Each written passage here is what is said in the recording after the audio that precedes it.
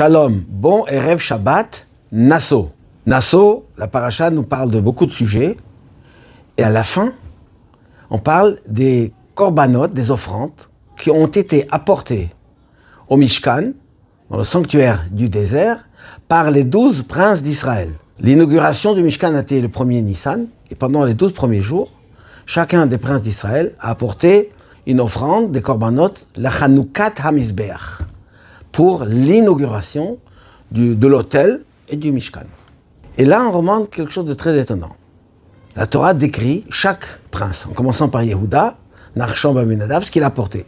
Karat Kesef, tout ce qu'ils ont apporté symbolise la création du monde, l'histoire de l'humanité depuis Adam Arishon, jusqu'à Abraham, bien sûr, jusqu'à Moshe et Aaron, et les Béné Israël qui ont apporté finalement le but de la création du monde, ce Mishkan, ce sanctuaire, que Dieu a dit, faites un sanctuaire pour que je réside au milieu de vous.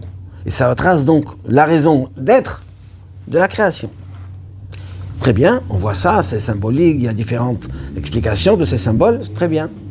On arrive le deuxième jour, identique, à part le nom du prince d'Israël, la deuxième tribu Issachar. Et le troisième, pareil. On lit 12 fois, littéralement la même chose, sauf le nom de la tribu et du prince de cette tribu. Et mon sage pose la question, pourquoi cette répétition, finalement, si c'est la même chose? On aurait pu dire, ils ont tous apporté cette façon, ces offrandes-là, cette quantité, cette formule, etc. Pourquoi d'avoir répété 12 fois la même chose? Ça fait que la paracha est très longue. Disent nos sages, il y a quelque chose d'extraordinaire.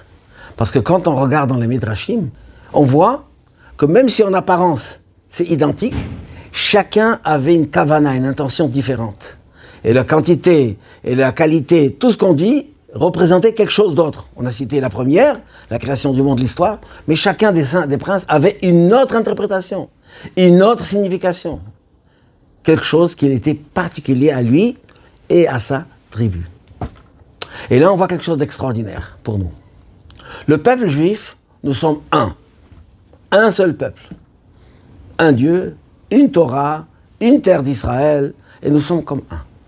Mais quand on dit un, c'est pas monobloc. C'est pas que tout le monde a égalité sur le plan de sa personne. Oui, sur le plan général, on a vu le compte, tout le monde compte pareil. Moshe ne compte pas plus qu'un, le plus saint compte pas moins qu'un. Mais quand on rentre dans la kavana, dans l'intention, dans le cœur, dans les sentiments, alors chacun est spécial et différent. D'ailleurs, les prières quotidiennes qu'on fait, elles sont identiques. Et en plus, il faut le faire exactement les mots qui sont donnés par les textes, par nos sages. Et pourtant, chacun y apporte son cœur. Chacun apporte son âme. Il apporte sa personnalité. Et pareil sur les actes. La tzedaka de chacun donne, même si certains donnent les mêmes quantités, il y a l'esprit et le cœur qui est particulier. Et ça, c'est le Am Israël. Tout en étant Am Echad, il y a la collectivité et il y a l'importance de l'individu. Et l'individu d'Israël se divise en général par les 12 tribus, plus le Kohen et Lévi. Et c'est ça la grandeur de notre âme, de notre peuple. Nous sommes un et chacun, il est différent. Chacun respecte la volonté personnelle, chacun a sa kavana, chacun a son intention, chacun a sa façon de servir Hachem. Et tous ensemble, on sert Hachem dans la joie, dans le bonheur et dans le shalom. Shabbat shalom ou mevorach.